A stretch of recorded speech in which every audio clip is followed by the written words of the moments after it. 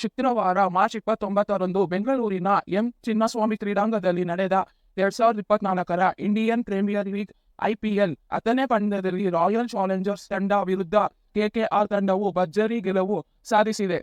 RCB ವಿರುದ್ಧ ವಿಕೆಟುಗಳ ಅಂತರದಿಂದ ಗೆಲುವು ದಾಖಲಿಸಿದ್ದ KKR ತಂಡ ಪ್ರಸ್ತುತ IPL 2024ರಲ್ಲಿ ತವರಿನ ಹೊರಗೆ ಮೊದಲ ತಂಡ ಎನಿಸಿತು ಮತ್ತು ಈ ಪಂದ್ಯಾವಳಿಯಲ್ಲಿ ತನ್ನ 2ನೇ ಗೆಲುವು ಕಂಡಿತು. ಇತ್ತ RCB ಆಡಿದ 3 ಪಂದ್ಯಗಳಲ್ಲಿ 2 ಸೋಲು ಮತ್ತು 1 ಗೆಲುವು ಮಾತ್ರ ಪಡೆದಿದೆ. ಟಾಸ್ ಸೋತು ಮೊದಲ ಬ್ಯಾಟಿಂಗ್ ಮಾಡಿದ RCB ತಂಡದ ವಿರಾಟ್ ಕೊಹ್ಲಿ ಅವರ ಭರ್ಜರಿ ಅರ್ಧಶತಕದ ಸಹಾಯದಿಂದ ನಿಗದಿತ 20 ಓವರ್ಗಳಲ್ಲಿ 6 ವಿಕೆಟ್ ನಷ್ಟಕ್ಕೆ 182 ರನ್ ಗಳಿಸಿತು.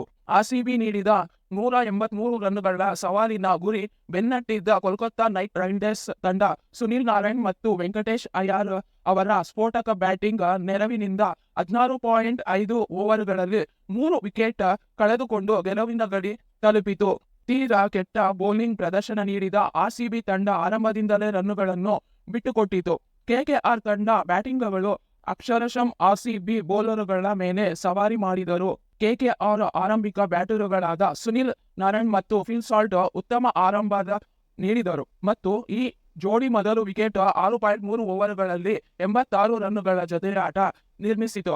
ಸುನಿಲ್ ನಾರಾಯಣ್ 22 ಎಸೆತಗಳಲ್ಲಿ 2 ಬೌಂಡರಿ ಹಾಗೂ 5 ಸಿಕ್ಸರುಗಳ ಮೂಲಕ 47 ರನ್ ಬಾರಿಸಿದರೆ, ಫಿಲ್ ಸಾಲ್ಟ್ 20 ಎಸೆತಗಳಲ್ಲಿ 2 ಬೌಂಡರಿ ಹಾಗೂ 2 ಸಿಕ್ಸರ್ ಸಮೇತ 30 ರನ್ ಗಳಿಸಿದರು.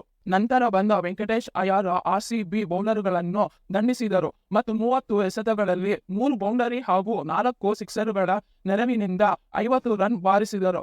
ಶ್ರೇಯಸ್ ಅಯ್ಯರ್ 24 ಎಸೆತಗಳನ್ನು ಎದುರಿಸಿ 2 ಬೌಂಡರಿ ಮತ್ತು 2 ಸಿಕ್ಸ್ ಮೂಲಕ 39 ರನ್ ಗಳಿಸಿದ್ದಾರೆ.